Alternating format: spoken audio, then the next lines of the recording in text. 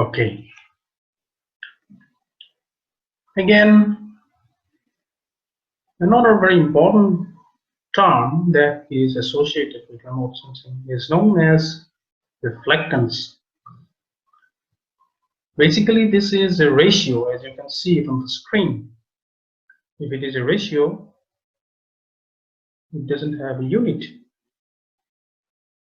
So reflectance is the ratio of the total reflected radiation divided by the total incoming radiation. That means from the sun, there may be some amount of energy which is being incident on a particular surface, and depending on the properties of the surface, a portion of this energy will be reflected back, as I described in the previous slide. So if we take the ratio of this reflected amount of energy to the total incident amount of energy, we get this reflectance. Reflectance is very, very important in terms of remote sensing because it is dependent on the chemical and the molecular properties of the object. That means the molecular and the chemical properties, they influence how certain object is going to behave in terms of the reflectance.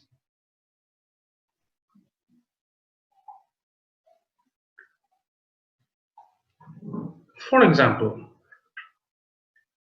let us take this slide as an example.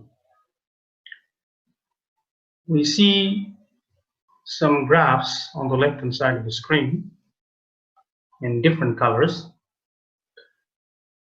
So this is actually the reflectance percentage which is being mapped with respect to the various wavelengths with which it is being measured. So these various colors are actually these reflectance percentages which are, for example, coming from different trees. These include the leaves and the branches. And when I say there is a leaf, and in the leaf we have the chlorophyll. Okay, so what can we say about the slide? In the x-axis, there is the wavelength in which this reflectance is being measured. Remember the second slide. Our visual range starts from 400 to 700 nanometer, and this wavelength is shown in micrometer. That means our visual range includes 0.4 to 0.7 micrometer. What happens within this range? This green is birch. This is a kind of tree. So what we see that in 0.4 micrometer range, it has a reflectance percentage of about 5. As this wavelength is increasing around 0.5, this percentage of reflectance goes up, and then it is around 10. Then we go further in terms of wavelength with which this reflectance percentage is being measured at the sensor. We see that if we further increase around 0.58, we have a higher reflectance percentage, which is near about 20. This means what in physical terms? Remember, as I said before, that our visual range that starts from 0.4 to 0.7 micrometer towards 0.4 or towards the lower side, this is the blue range. That means we see the blue color slightly bigger. We see it in terms of green color, and towards 0.7 or 700 nanometer, this is the red zone. So when we try to connect this with this reflectance pattern, you see that in the blue range for the birch tree, we have a relatively slow, lower reflectance percentage within the visible range. Towards 0.5, this reflecting percentage is increasing. That means there is a dominance of this green that is emerging. Farther beyond, towards the red, again it is decreasing. That means this birch tree, if we are to observe it from above, we see it in a color predominantly in green.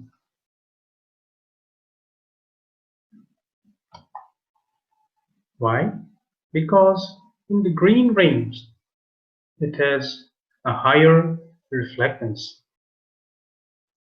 Again, towards the red, it drops.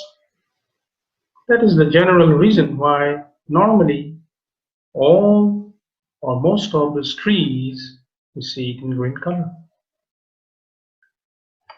But if you observe the other curves for pine and for fir, the pattern is more or less the same. That means towards the blue range, the dominance or reflectance is less. When we enter the green range, this dominance shoots up. And then towards the red zone, around 6 to 7, this dominance goes down. But within these trees also, even the pattern of reflectance is same or similar, there are differences. So if I want to highlight the beauty of the subject of remote sensing, I must say that this difference, if you can observe minutely, then we can tell with a lot of confidence about the properties of a particular tree, or in general about the properties of a particular object. So this is known as the spectral signature. That means as we have our signatures which are very unique to ourselves, these trees or any object on the art, they have their own signature, or we call it a spectral signature. If we know the spectral signature beforehand, we can rightly guess what type of an object it is there on the ground. And remember that we are engaged in this process from a height of about 700 kilometers from the surface of the Earth. That means we are doing it from a remote distance. Same thing goes for a collection of stones or minerals. Here you see that there are different minerals: chlorite, limestone, muscovite, and so on and so forth. Each of these, they have their own spectral signature, which is nothing but their reflectance with respect to the wavelength at which it is being measured. So by studying an image, if you can say that, oh, this is a kind of signature that resembles with chlorite, then probably this is chlorite. This is the beauty of the subject. Okay.